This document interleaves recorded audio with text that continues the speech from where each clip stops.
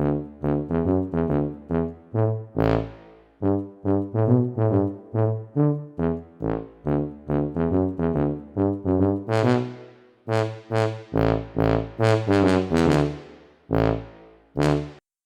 and welcome back to the Cartoonist Studio. What are we doing this week? Well, it was a bit of a scrabble again, trying to work out what it was I was going to do. But I've decided to mix two things together. I've had a few comments in the past, and I had one, and I think on the last video, which was, look, you've got a lot of experience in this field, and I have. Why not give us more of that experience rather than just waffle on?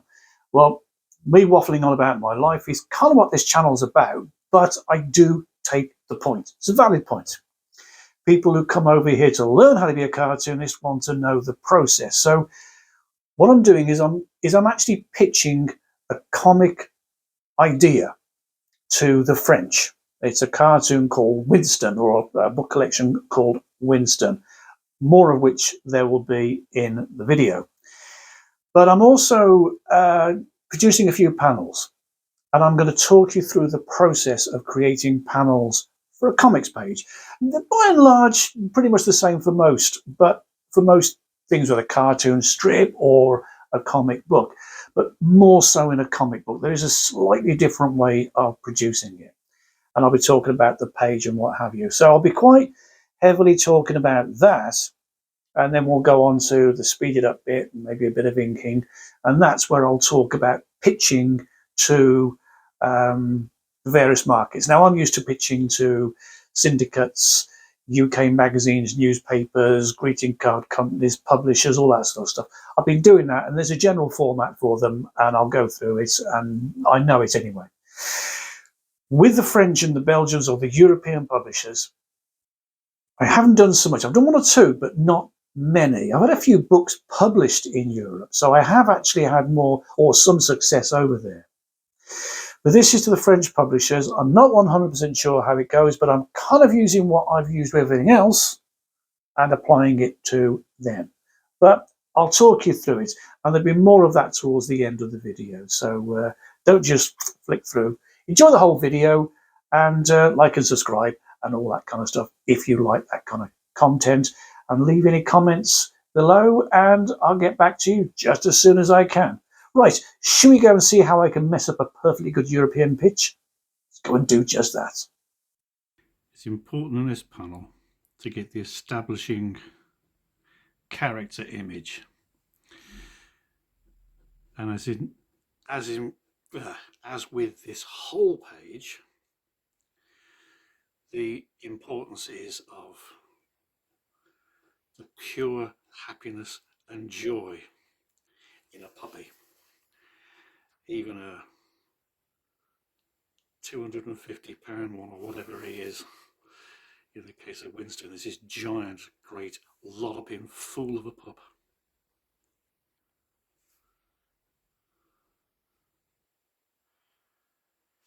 And also working off the shapes. As I said before, now what's happening in here is the old lady's gone shopping. Actually, before I talk about that, it's important. With an expression of pure happiness like this, it's good to use the whole body to express the happiness. Now, you notice here, the join, they're almost connected. Normally that's fine, but when you're drawing such open mouth happiness, bring it further out. Just slightly further out. It just exaggerates the feeling of joy that this dog has, any dog has, of seeing its master. Even if they've only just gone into a shop for 5 minutes. When they come out, the dog looks at you like it hasn't seen you for 40 years.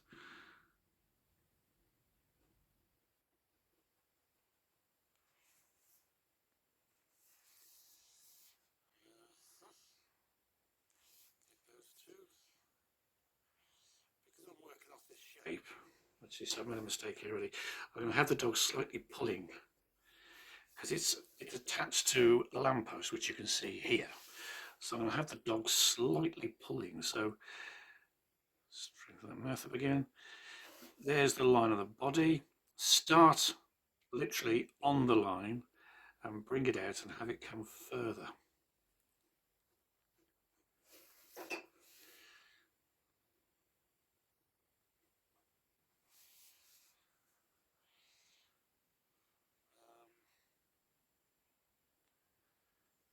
He's not doing it too much this time now. He was up here, he was panting and everything. I don't want him doing the same thing. He's gone like that, so he's come back again. Let's just have his feet down on the ground. His paws, sorry. So he's happy again to see her. Surely now, surely she's coming over now, and we'll be heading back home and doing whatever it is that we do. You know, that's what he's thinking. Right, now I've got everything where I want it to be. I can now start to strengthen the lines. Give him some pause, like that. A few little lines. Now here comes the, well, there's the ears up. Here comes the absolute happiness in a dog. That movement of the tail. And then the bottom one leave relatively flat, and the rest of them are curving up as they go around. Animate it if you can. And then just put a few little dust clouds around here. Show the happiness and maybe some dust flying up in the air.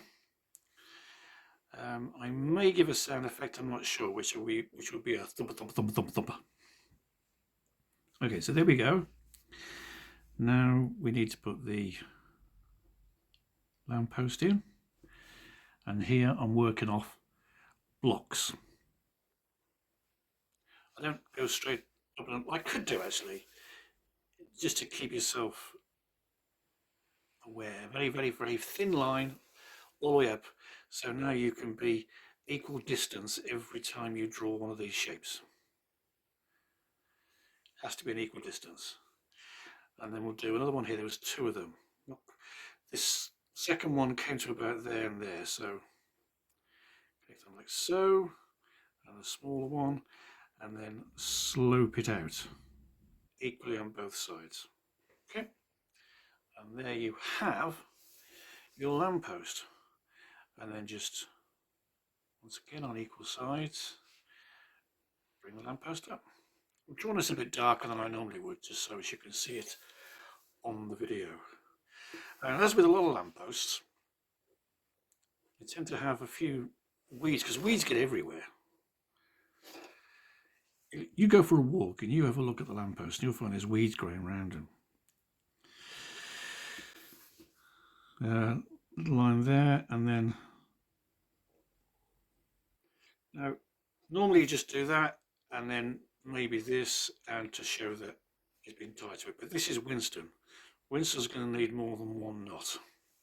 So let's wrap that rope right around there a few times. Okay. Right, so that's that. And then with the old lady, now she's coming past again. Now, I did a fatal mistake there. I put the eyes in.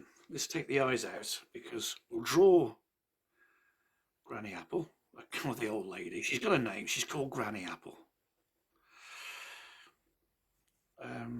So she's only head and shoulders walking past. Now this once again, it's a collection of shapes, but a little bit more complicated because of the way that I draw ladies, old ladies, shall we say. So there you go. You've got like a squashed, almost like a French stick style head. That's rather ironic, really. And this will be her nose, so that can just be slightly squashed circle. And this is the only bit that you don't really draw a shape for. You just literally bring this is going to be the chin, bring it down to there. If you want to know where you're going to connect it, then when you do this line, just do a line like that. So that's going to be her neck. And then using the nose, there's a mouth and there's a chin, and connect the two together like that. A line out. And there you have the basic shape of Granny Apple. Then it's just her hair. Well, so I hope that helps a little bit more in the way that I construct my characters, shall we say. And she's just letting Winston know that. So there's the line of the arm, longer from the shoulder to the elbow, shorter from the elbow to the wrist. I don't know whether that's the case normally with sort of, if you were drawing properly, should we say. But that's how I do it. And then once again, a little squashed circle, come off the line, come slightly out of it. And then there's the first finger, and the other two come off there like that. So that's the beauty of working with shapes, is that every time, because people do sort of say, how do you draw the character at the same time? You know, when you're working in, say, a graphic novel or a comic strip, and how do you draw the characters the same every time? How do cartoonists do that? Well, they've got a variety of ways of doing it. I suppose everyone's got their own way, but mine is if I work off these shapes, then it doesn't matter which way I do them, the characters will always be the same because I'm working off these shapes. The head there, if I get a piece of paper here, and I drew Granny Apple looking the other way, there's a line there, and there's a chin, so I just bring it out like that. You can't see her nose because it doesn't matter, because it's facing forward, and I just put the hair on top. If I want to draw her looking up,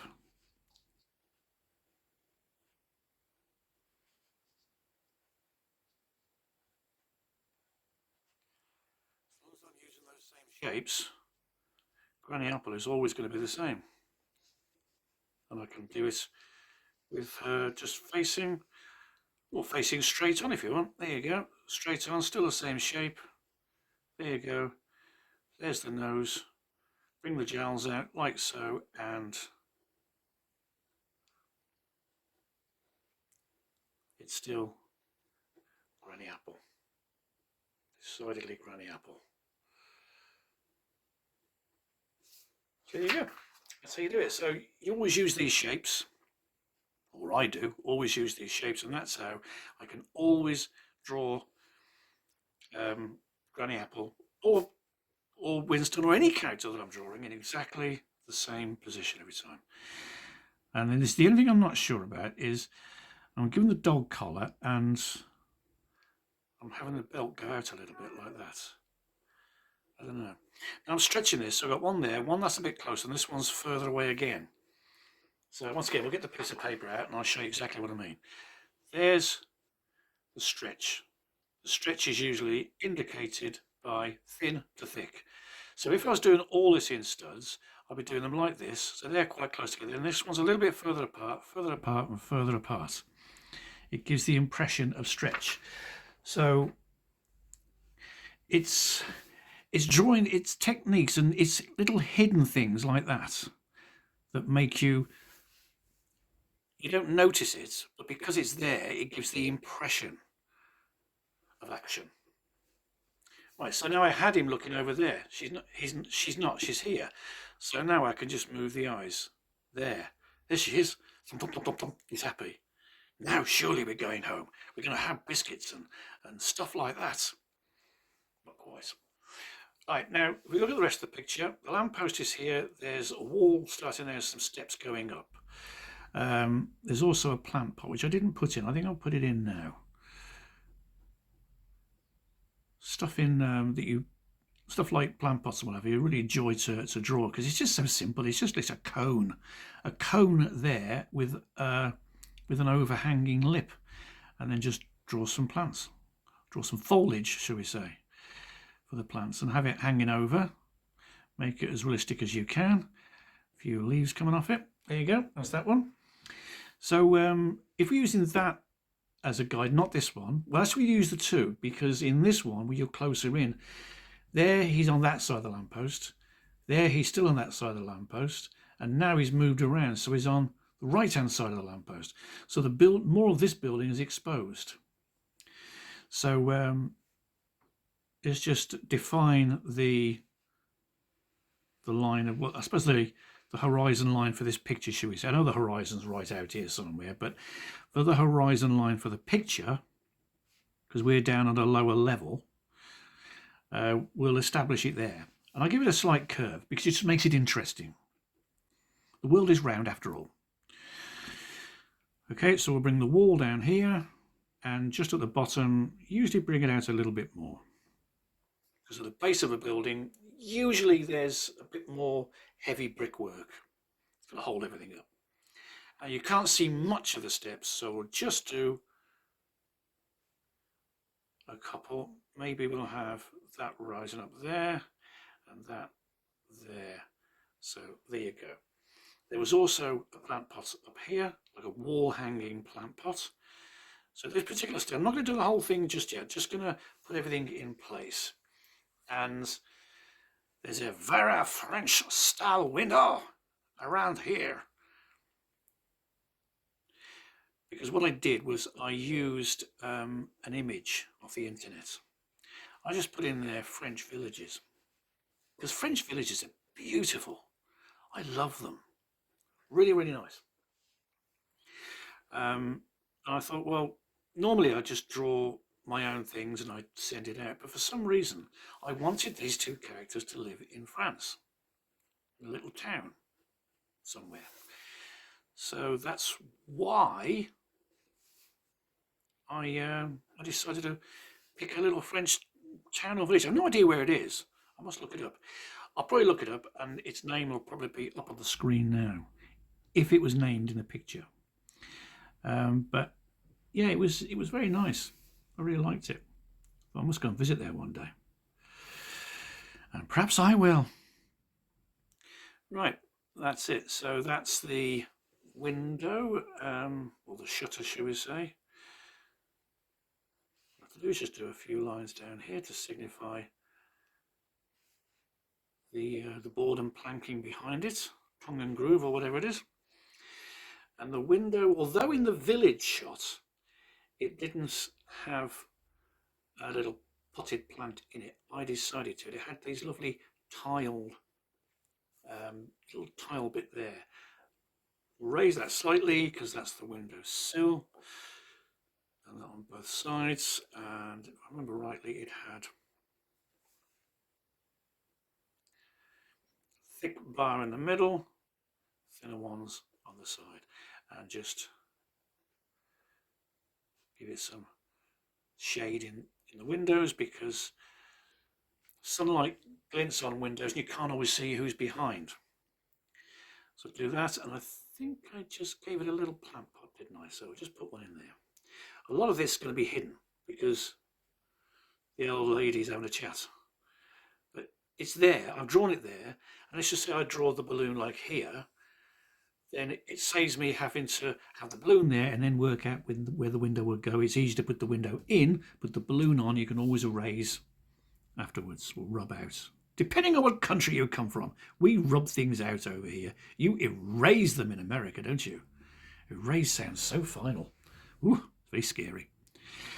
Okay, so there we have the rough shape. I'm going to put the balloon in now. He says looking for his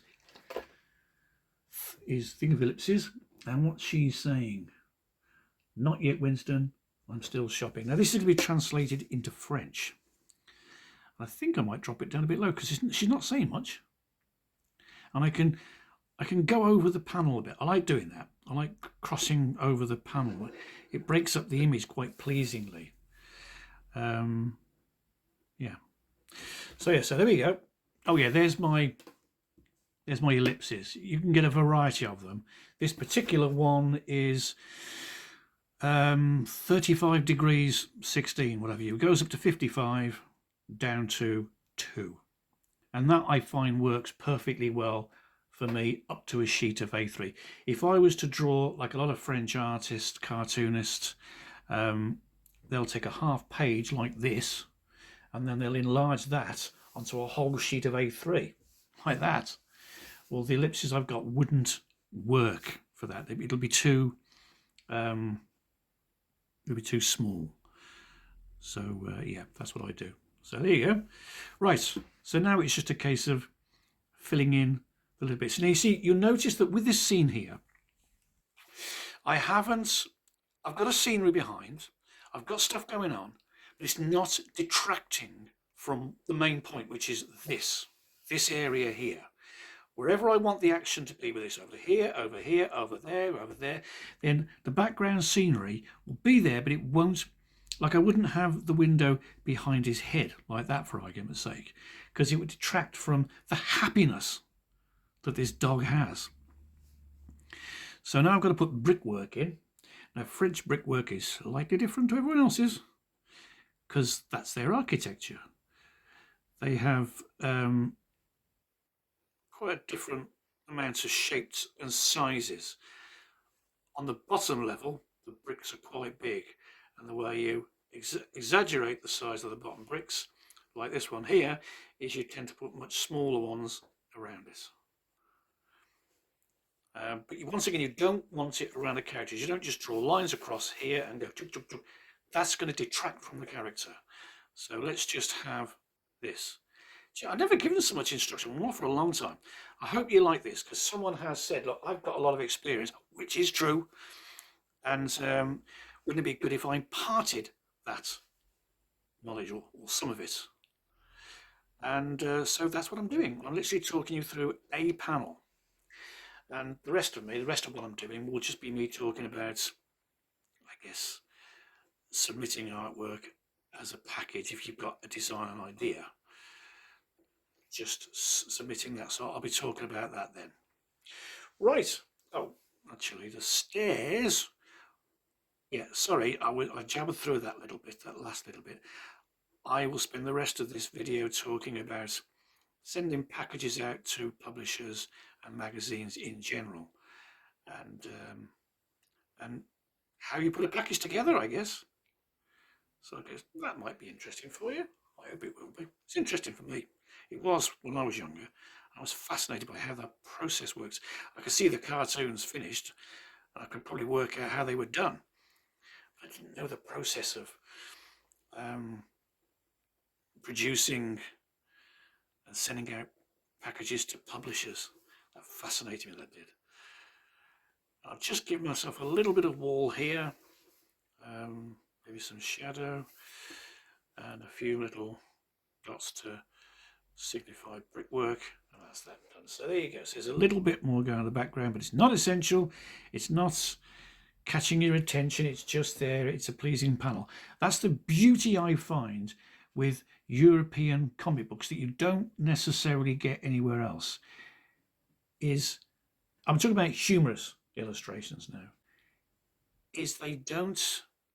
The French really give you a nice image. It's very well done. They paint a picture. They paint a scene. My dad always used to say about Asterix the Gaul, every picture was a piece of art. Every panel was a piece of art, and he was right. Now I could have wanted to put some pavement in just by doing this, but I really don't think it needs it. It's not going to benefit from it. So let's leave this area nice and clear. I put a few stones in there, and we're done. So that is how I formulate or form a panel for a comics page. Hope that was a little bit informative for you. I'll now go ahead and carry on drawing a few more panels, and I'll probably chatter and jibber jabber, things like that, things I'm well known for, even outside of the YouTube environment. Right, okay, I'll get on with the rest of the page. Once again, please let me apologise for any sound quality issues you may have experienced. I think all that happened was the microphone ran out of juice, but I didn't notice it because it's sitting there just beside the drawing board where I don't really see it. And I don't wear it on my jumper whilst I'm drawing because it's just going to get rub up against the board and make all sorts of noises. So it's off to my one side, and I never saw it. And it wasn't until I was listening back to the recording, and I thought, well, that doesn't sound right. I looked at the speaker, and I thought, ha, that's why it's not right. It's not even recording. Oh my God, it's just a good job you don't come here for professionalism. Okay, so I promised I would talk about putting together a package for a European publisher. I also pointed out that although I've done this once or twice, you don't sort of go onto their sites and they say how to submit to us, do this, do this, do that. So all I'm doing is I'm going by what I've done in the past.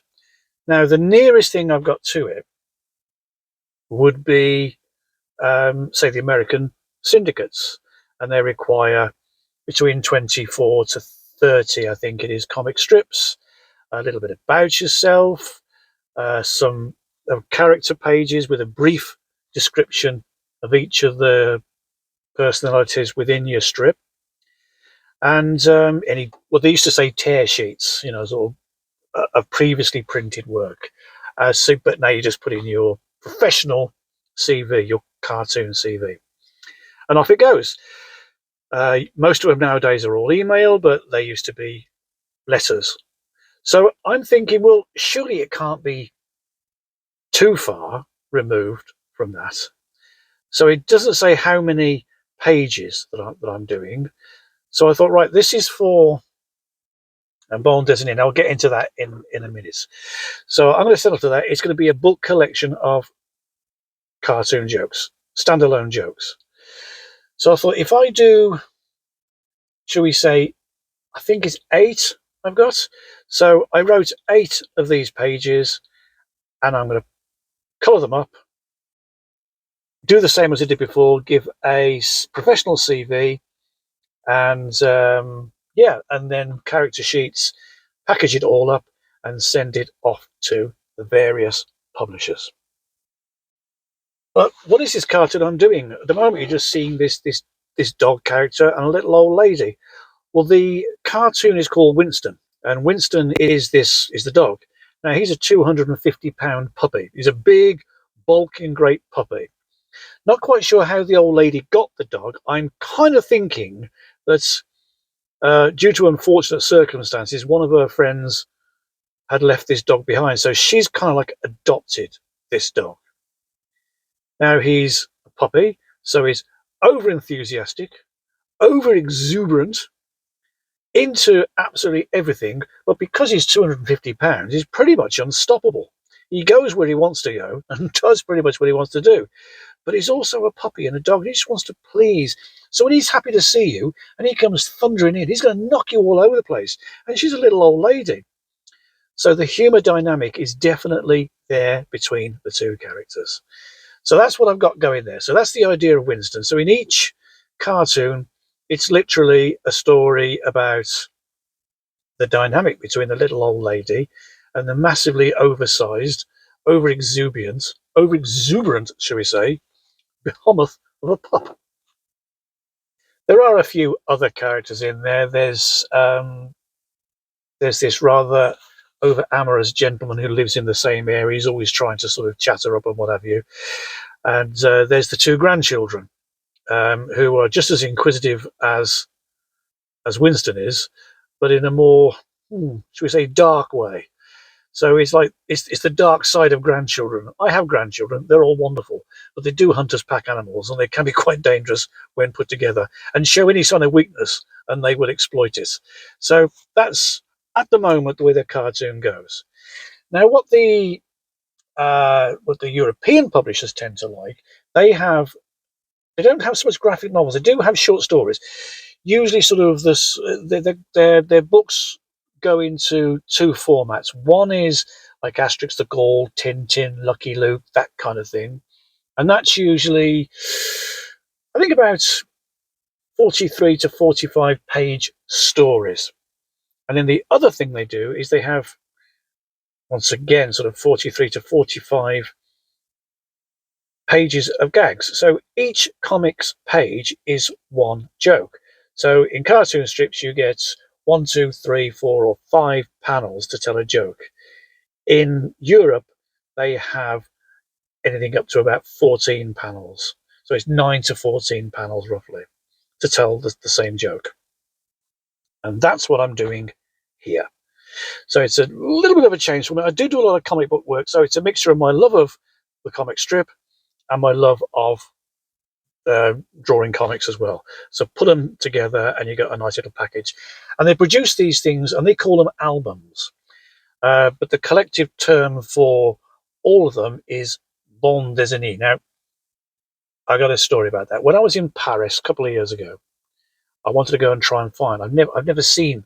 Apparently, they've got hundreds and hundreds, not thousands, of titles of these things because they go right from children right up to adults. They cover all kinds of subjects. So I wanted to go into a bookshop and see a bande dessinée section. So I don't speak a huge amount of French, but yeah, you should go up and say "Excusez-moi, parlez-vous anglais?" and they either do or they don't. So I was sort of saying bande dessinée. They were going, "Oh," I said, "Bande dessinée." Huh? Bande Asterix Lego. Oh, the bande dessinée. I said, yes, right. Ah, right. You want to go down the road, around the corner, or the bridge, go past the big buildings, and it's right around there. But it's student area. So I go along, and as is always the way, when you've been given directions, when you get closer to it, you tend to ask someone else. So there was someone else there, and I said, "Excusez-moi, parlez-vous anglais?" Petite. Okay, fair enough. Bande dessinée? Huh? Bande dessinée? Huh? Asterix the Gaul. Ah! Bande dessinée. I'm thinking, this is what I'm saying. And I'm with someone, I'm thinking, am I getting this wrong or something? So anyway, eventually I find a place and I enjoy it. It's absolutely wonderful. And I get back to the hotel and there's the receptionist there who does speak a bit of English. And I said, I've just been asking everyone to go for the bande dessinée. And he went, oh? I thought, oh my God. C'est bande dessinée, Asterix Lego. Oh, bande dessinée. I don't know what I was saying or what they were hearing, but they certainly weren't getting it anyway. So anyway, that's it. And they are wonderful, wonderful books. And they're drawn so beautifully. The art in Europe is just, oh, it's just fantastic.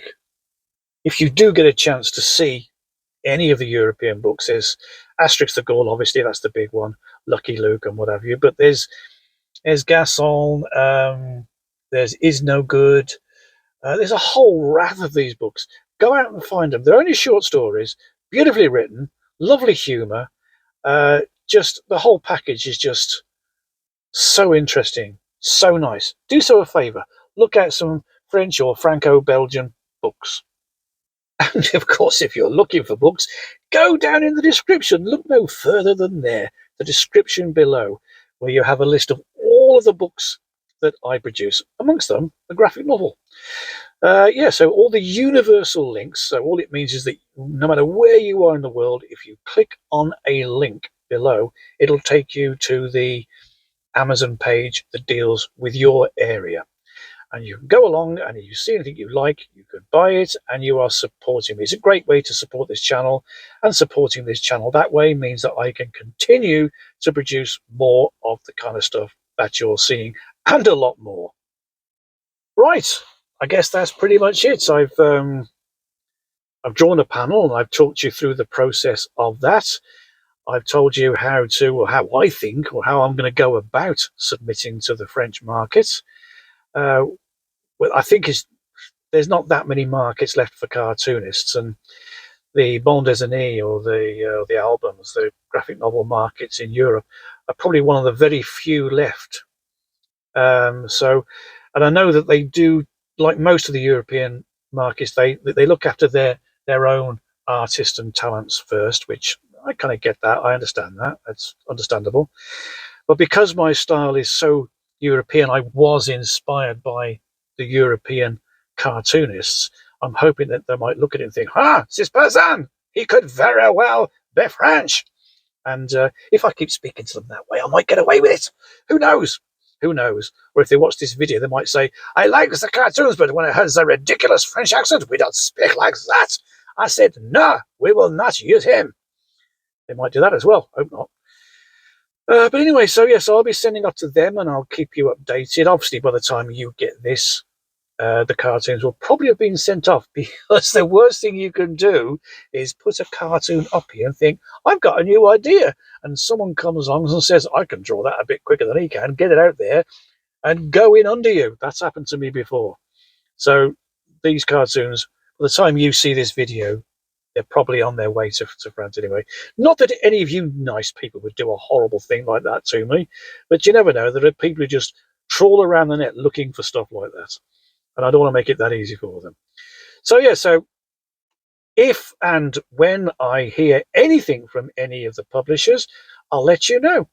Being a professional cartoonist does not guarantee that you will get lots of work. All it means is that they look at your artwork and see your experience and think, well, this guy knows what he's talking about. And they're more than likely to give you a chance as opposed to an amateur. So that's it. So I hope you enjoyed the video.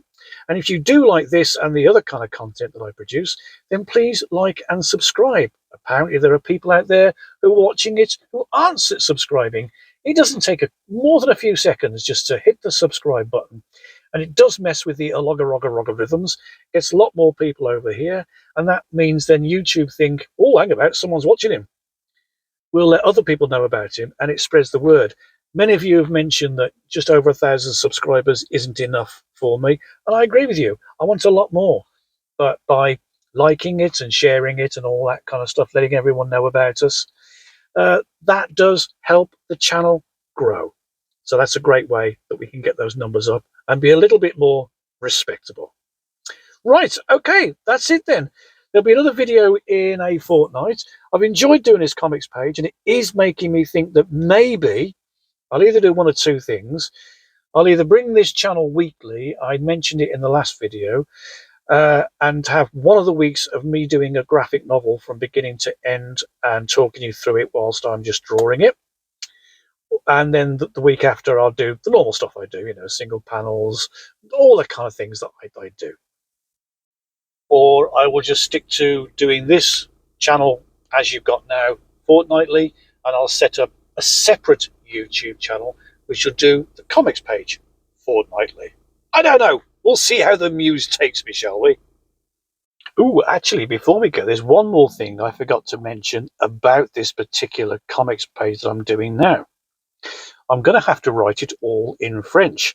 Some of you little sharp people would have noticed that the lettering I put on the box of, or the packet of dog food, and the sign in the background aren't in English, they're in French. Now, like I said, I don't speak a great deal of French, certainly not enough to be able to letter confidently a French cartoon. But because I think it's only fair, if I'm selling to a French market, I should make an effort. So I'm going to Google Translate. Google Translate has got a lot better over the years. It's not brilliant, but it's got a lot better over the years. So I'm going to Google Translate it and put those into the word balloons. I'll mention it in my cover letter that this is just a Google translated letter, and I apologize for any errors. But they'll get a general idea, and it also makes them feel probably a little bit better that I made the extra effort. I'm sure that most of them speak English, but there's nothing better than having it in your own language.